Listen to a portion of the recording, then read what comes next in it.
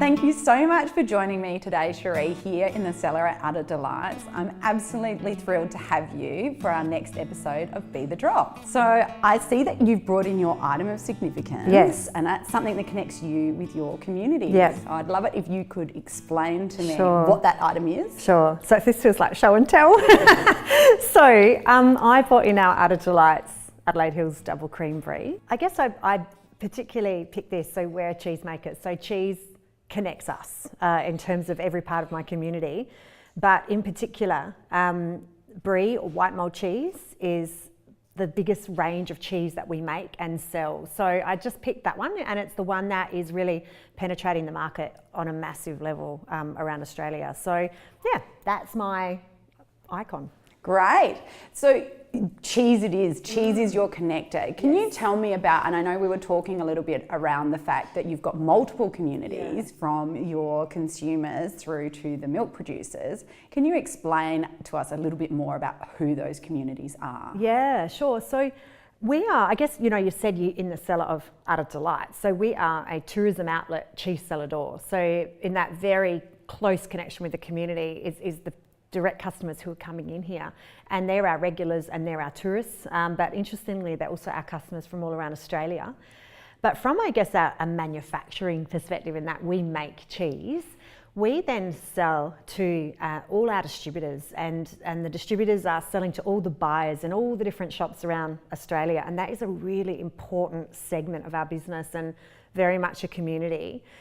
From that point, we've got our end consumer who we connect with, I guess, with our cheese, but also on social media.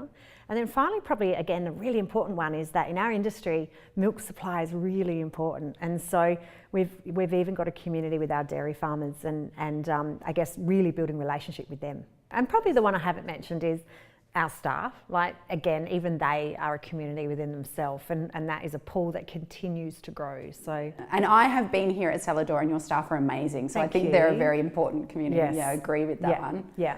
You mentioned that you've been in business for a number of years. Can you expand on how long it's taken you to build these different communities that you've got? So our cheese factory and the brand Udder Delights, we've been going since 1999. So it's about 18 years.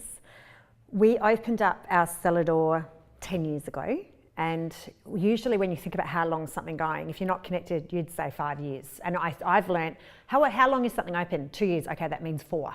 So everyone here has thought, oh, you've been open 5 years. No, it's been 10, and the factory has almost been double that. I think from the cheese factory perspective, it took 10 years before it really started to chug along, and that the community we were building was getting significance, even though from the start you had dairy farmers and from the start you had distributors. From a social media perspective, I think it's taken a good 3 to 5 years to get a decent, following that communicates with you and interacts with you. So it's certainly not an overnight thing, that's for sure. Many, many years ago, I read a book called The E-Myth Revisited. And when you hear E, you think e-commerce, like internet, but it was actually entrepreneurial myth. And it was all about owning a business and not a job. And so ever since then, and it was really instructed by the book, I've always had sort of this organisational chart, either in my head or physically this organisational chart of all the roles in the business and everyone who fills that role. And when you start the business, your name is in every role. And as money becomes available, the part of the business that you don't like doing, you employ that first, and you bring that person in who loves it, because if they love it, they generally have a great aptitude for it. So, and then you extract yourself and bring yourself up. So we do that all the time. So we're so excited that we've just employed a general manager at our cheese factory.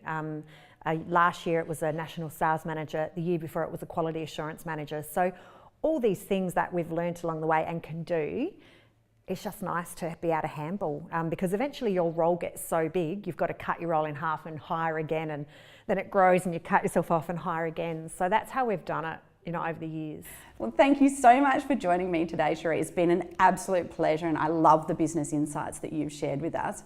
But in conclusion, can you share with me Sheree's Be the Drop tip? I think always put yourself in your customer's shoes.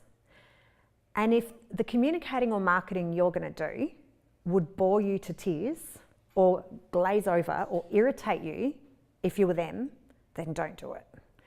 And so does that mean send them a newsletter daily? no. You know what I mean? Like, I just think, put yourself in their shoes. Would that appeal to me? And I guess it's that whole be the consumer of the industry, be your customer, because then you can self-regulate. And I think there's a few people out there who probably don't. Because eventually it's a great thing. Yes, oh yeah, I want to hear about that. Oh yeah, oh, for goodness sake, would you stop telling me I'm done already? And then your customers turn off. Absolutely, and put yourself in your customer's shoes. I couldn't agree with that more. Yeah.